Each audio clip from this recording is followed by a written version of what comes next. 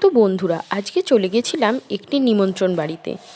তো সেখানে বেশি সময় নষ্ট না করে খাওয়া দাওয়া স্টার্ট করে দিলাম। প্রথমেই দিয়ে দিয়েছিল প্লেট, আর তারপরেই প্লেটের মধ্যে দিয়ে দিয়েছিল শাক ভাজা, আর দিয়েছিল গরম গরম ভাত। প্রথমে শাক দিয়ে ভাত খাচ্ছিলাম, তারপর ভাবছিলাম কি যেন একটা মিস করছি। ও মা! তারপর দেখছি ভাতের ওপরে ক্যাটারিং দাদারা দিল একটু ঘি ছড়িয়ে। ও, তারপরে বুঝলাম আমি তো ঘিটাই মিস করছিলাম। তারপর ঘি আর শাক ভাজা দিয়ে খাওয়ার পরেই দিয়ে দিয়েছিল পাতে শুক্তো। শুক্তো দিয়ে ভাত মাখিয়ে খেতে বেশ ভালোই লাগলো।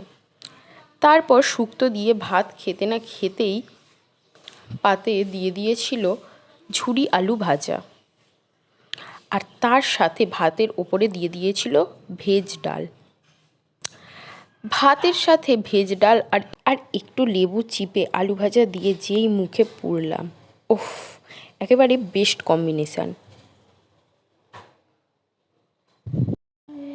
আর তারপরেই দিয়ে দিয়েছিল গরম গরম বাটার ফ্রাই। বাইরের কোটিংটা ছিল যেরকম পাতলা, আর ভিতরে ছিল সেই রকম ভরপুর মাছের স্টাফিং।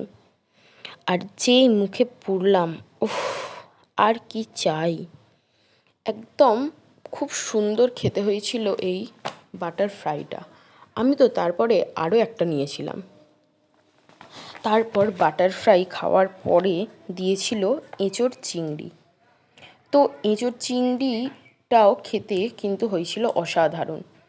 একটুখানি এঁচোড় আর একটুখানি আলু নিয়ে ভাতের সাথে মাখিয়ে যেই মুখে পুরলাম, আর চিংড়ি মাছের ভেতরটাও কিন্তু সেরকমই ছিল, জুসি। তারপরে দিয়ে দিয়েছিল কাতলা মাছ। তো আমাকে চাকার পিস দিয়েছিল, তো আমি সেটা আবার চেঞ্জ করে নিয়ে নিয়েছিলাম পেটির একটা পিস। তো মাছটাও খেতে অসাধারণ হয়েছিল। ভাতের সাথে মেখে যেই মুখে পুরলাম, তো খেতে হয়েছিল অসাধারণ। তারপরেই দিয়ে দিয়েছিল চাটনি। তো চাটনি বলতে করেছিল হচ্ছে মোরলা মাছ দিয়ে, সব রকম আনাজ বড়ি দিয়ে টক। তো সেটাও খেতে খুব সুন্দর হয়েছিল। আর তার সাথে দিয়েছিল খাওয়ার জন্য পাঁপড়। আমি তো আবার 2 পিস পাঁপড় নিয়েছিলাম।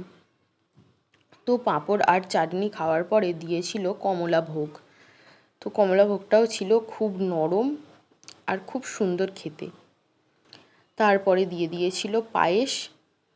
পায়েসটাও খুব ভালো ছিল। তারপর হাত ধোয়ার জন্য জল, আর ছিল পান মশলা। তো এইভাবেই শেষ হয়েছিল আজকের খাওয়া দাওয়া।